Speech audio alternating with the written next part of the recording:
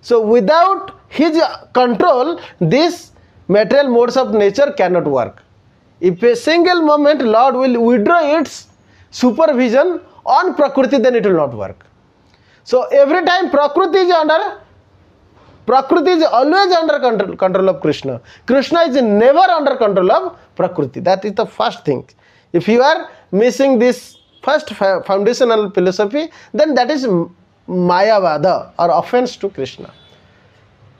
Then knowing that Prakriti is working, then how I can elevate myself from these three modes of material nature to the higher mode where I can have a direct working under the supervision of Guru and Krishna.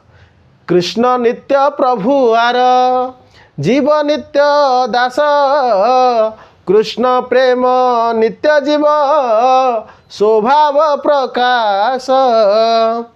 When this foundation comes, when I know that Krishna is my eternal master and I am his eternal servant, with this philosophy, our real quality, we have two quality. One is Sobhava called intrinsic, other is extrinsic. When we interact with Prakriti, that is extrinsic. When we interact with Krishna, that is intrinsic, Nitya Sobhava. When we maintain this, that I am eternal servant, Krishna Nitya Prabhu, and my eternal master is Krishna, and I am his eternal servant, Jiva Nitya Dasa.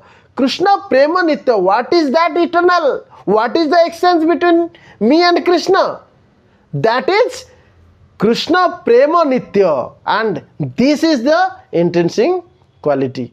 Premera Sobhava Jahi Premera Sambandha Sei Mane Krishna Mora Nahi Premera Lesa Matra Gandha. With this he becomes so humble. At this state he never demand himself as a great personality. He never demand anything from the others or from the material nature, but completely depend upon the mercy of the Lord, knowing that everything is maintained by Krishna and everything is ordered by Krishna.